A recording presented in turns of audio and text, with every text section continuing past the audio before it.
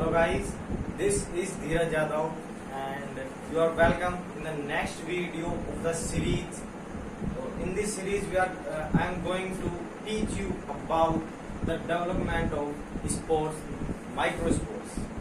Then हमने last video तक हमने ये पढ़ लिया था कि जो माइक्रोस्पोरेंजिया है जो कि एंथर के अंदर पाई जाती है उसकी वोल स्ट्रक्चर कैसी होती है। अब हम इस वीडियो में ये पढ़ने वाले हैं कि जो माइक्रोस्पोरेंजिया के अंदर माइक्रोस्पोर्स हैं वो किस प्रकार से बनते हैं और उसके बाद उनसे मेल गैमेट्स का फॉर्मेशन कैसे होता है।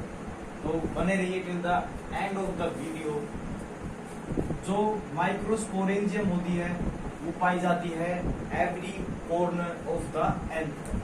बाइलोब एंथर का जितने भी कॉर्नर है उसमें 4 माइक्रोस्पोरेंजिया पाई जाती है in every flower. They have male reproductive part. Then जो माइक्रोस्पोरेंजियम है उसके अंदर की जो सेल्स पाई जाती हैं जो शुरुआत में डेवलपमेंट की इनिशियल स्टेज में उनको कहा जाता है स्पोरोजीनस सेल या स्पोर मदर सेल। नाम से ही स्पष्ट है मदर सेल। मदर सेल का मतलब इन्हीं सेल से आगे जाके स्पोर्स का निर्माण होता है, इसलिए इसको कहा जाता है स्पोर मदर सेल। देन अब हम बात करें एक सेल। अगर ये एक सेल इसके अंदर की जो एक सेल है इसको देखेंगे किस प्रकार से डेवलप करती है और किस प्रकार आगे जाके ये मेल गैमेट्स का निर्माण करती है। जो ये एक सेल है इसके ये 2n प्रकृति की पाई जाती है, डिप्लॉइड स्टेज में रहती है।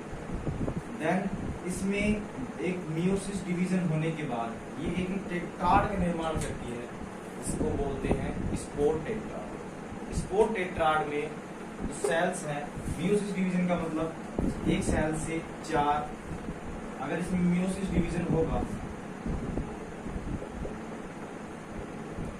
तो 4 n की सेल्स बनती है, 4n सेल्स बनती है। और ये 4n सेल्स इसमें अलग होने से पहले एक संयुक्त अवस्था में जुड़ी रहती है और एक टेट्राड की संरचना का निर्माण करती है इस प्रकार से। ये देखने में कुछ इस तरीके से है कि 3 सेल्स तो फ्रंट में देखने पर दिखाई देंगी और एक सेल इसके पीछे दिखाई देगी। ये जो टेट्राड है इसकी स्थिति कई तरीके से हो भी सकती है, जैसे इस प्रकार से अरेंजमेंट या टी शेप हो सकता है, एक सेल इस तरह टी शेप हो सकता है, लीनियर भी हो सकता है इस तरीके से, या फिर और देखा जाए तो दिस इनफ। अभी जो इससे टेट्राड बन गया, ये प्रत्येक सेल है, अगर एक सेल सारी सेल्स बनेगी ना, ये जो जितनी भी सेल्स हैं ये टेट्राड का निर्माण करेगी। ये 4 अलग अलग होने की बजाय एक टेट्राड का फॉर्मेशन, ठीक है, इसको बोल देंगे। अब इस टेट्राड में जब आगे डेवलपमेंट होगा तो जो हमने पढ़ा था टेपिटम लेयर से कैलेज नाम का एंजाइम और स्रावित होता है। हमने प्रीवियस वीडियो में पढ़ चुके हैं इसके बारे में।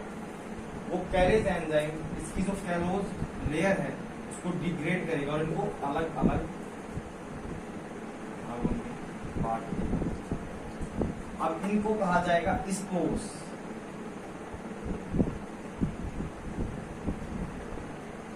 स्पोर्स का मतलब होता है कि जो आगे जाके मेल गैमेट्स का निर्माण करते हैं वो स्पोर्स होते हैं, या फिर ऐसे कह सकते हैं कि जो रिप्रोडक्शन में भाग लेते हैं। अब इसमें जो स्पोर्स होंगे कि आगे जाके इनके ऊपर एक लेयर का निर्माण हो जाएगा। जब डेवलपमेंट होगी तो इसमें भी कोई कैपिटल लेयर का ही काम होता है, लेयर्स का निर्माण करना। अगर हम एक स्पोर्स को देखें तो इसके चारों ओर एक इस प्रकार एक रफ सरफेस का निर्माण हो जाएगा। ये रफ सरफेस से युक्त संरचना कहलाएगी पोलन ग्रेन। इसकी नेचर भी एन ही होगी। ये स्पोर्स के ऊपर का कंपोजिशन ही बनकर आगे जाकर ये कहलाता है पोलन ग्रेन। और जो ये परत होती है ये स्पोरोपोलेनिन नामक एक केमिकल होता है, उसकी फॉर्म उससे बनी होती है। ये एक सॉलिड परत होती है और इनकी जो रेफ्रिजरेशन होती है ना वो एक हार्डेस्ट प्रोसेस होती है ऑल ओवर। ये कहते हैं कि प्रकृति में इसकी ऐसी कोई व्यवस्था नहीं पाई जाती कि इसको रैप्चर किया जा सके, लेकिन इनके अंदर गैमेट्स का फॉर्मेशन होता है स्पोर्स के अंदर, तो उनको बाहर निकलने के लिए ऑब्वियसली बाहर निकलना ही होगा फर्टिलाइजेशन के लिए। इस कारण प्रकृति में एक ऐसी व्यवस्था होती है कि इसके अंदर जगह जगह पे जर्मिनेशन पोर की उपस्थिति होती है जहाँ पे इसका कंपोजिशन नहीं होता, तो यहाँ से रैप्चर हो जाती है और वो बाहर निकल जाती है। खैर ये आगे की प्रक्रिया है, ये स्पोरोपोलेनिन की नेचर है कि हार्डेस्ट प्रकार की पाई जाती है। तो ये पाया जाएगा पोलन ग्रेन। अगर पोलन ग्रेन की बात करें, ये पोलन ग्रेन है, इसको हम कह सकते हैं स्पोर्स भी,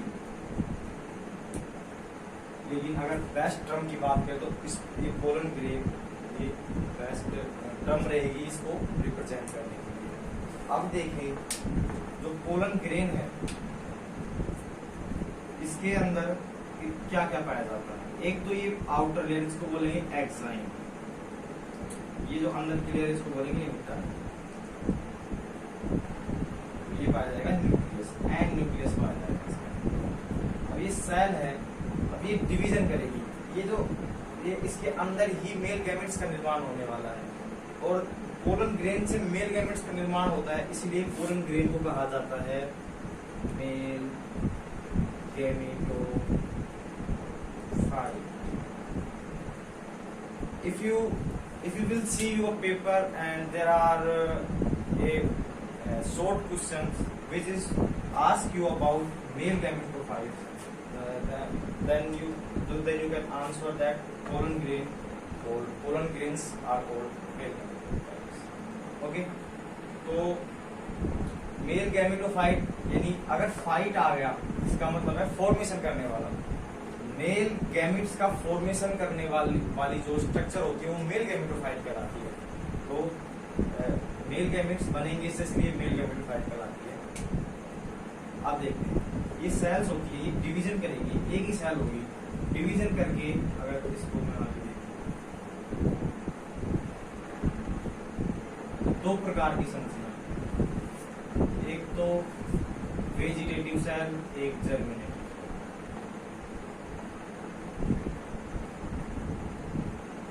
वेजिटेटिव सेल,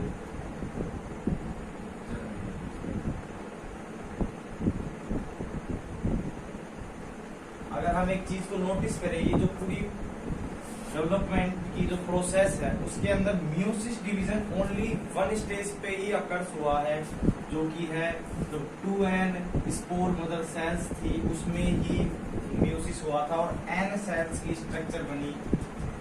ये प्रोसेस n सेल्स की बनी, उसके बाद अगर म्यूसिस रहने की कोई गुंजाइश नहीं बची तो माइटोसिस ही डिवीजन होंगे। अगर डिवीजन की बात हो रही है, माइटोसिस डिवीजन में एक सेल से दो सेल्स बनेगी, दो सेल्स एवरी जो भी उनकी पेरेंटल की जो डिप्लॉइडी थी वो ही उनकी जो ऑफस्प्रिंग्स होंगी उनके अंदर। तो अब देखते हैं जर्मिनेटिव सेल, ये डिवीजन करके दो सेल्स का निर्माण करेगी, वेजिटेटिव जर्मिनल। वेजिटेटिव सेल्स का काम ओनली और न्यूट्रिशन प्रोवाइड करना है और जर्मिनेटिव सेल्स का काम है कि आगे जाके डिवीजन करके मेल गैमेट्स का निर्माण करना। ठीक है, तो यहाँ तक की प्रोसेस में अगर मैं आपको रिवाइज कराऊं, क्या बना, माइक्रोस्पोरेंजियम की एवरी सेल, ये प्रत्येक सेल से बनने वाले प्रोडक्ट हैं। एक सेल से एवरी सेल से बने 4 स्पोर्स, प्रत्येक स्पोर्स से बने स्पोर्स बना पोलन ग्रेन, या फिर एक सेल से 4 पोलन ग्रेन बने। 4 पोलन ग्रेन में प्रत्येक में 2 मेल गैमेट बनेगी, यानी एक सेल से 8 मेल गैमेट्स का फॉर्मेशन और एक सेल से 4 पोलन ग्रेन का फॉर्मेशन हुआ। ये हमारी बेसिक अप्रोच होनी चाहिए क्वेश्चंस के ऊपर, ये हाउ थिंग्स हैपनिंग। तो इस प्रकार की अनेक सेल्स भरी होती हैं, तो ये लाखों करोड़ों की संख्या में बनते हैं।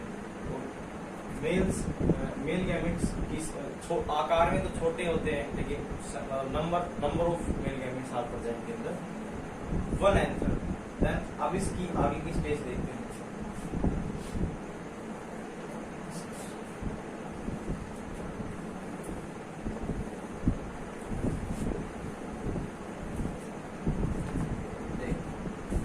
ये जो एक वेजिटेटिव एक जर्मिनेटिव सेल्स है,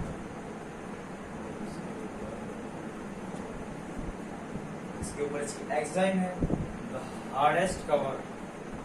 अब देखते हैं जो अब इसके बाद की जो प्रोसेस में जब इसमें माइटोसिस होगा, तो माइटोसिस से 2 सेल्स के निर्माण हो जाएगा।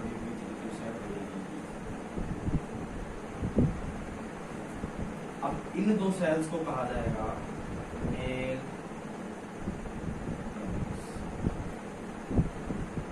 तो ये अब तक जितनी भी प्रोसेस हुई है वो केवल मात्र मेल गैमेट्स को ही बनाने के लिए चल रही है सारी।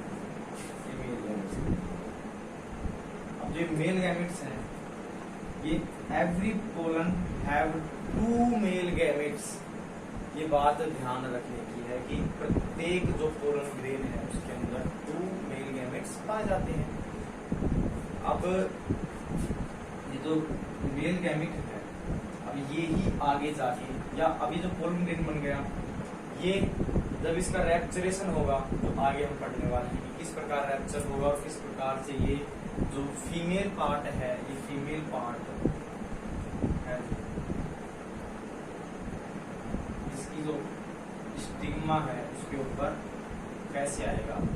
या तो ये पूरा ही गमन करके जाता है, या फिर एक जब ये रैप्चर हो जाती है पोलन ट्यूब का फॉर्मेशन होगा, इससे आगे जो भी बताने वाला उसके जरिए जाता है। तो अभी देखते हैं पोलन ट्यूब का कैसे फॉर्मेशन होगा।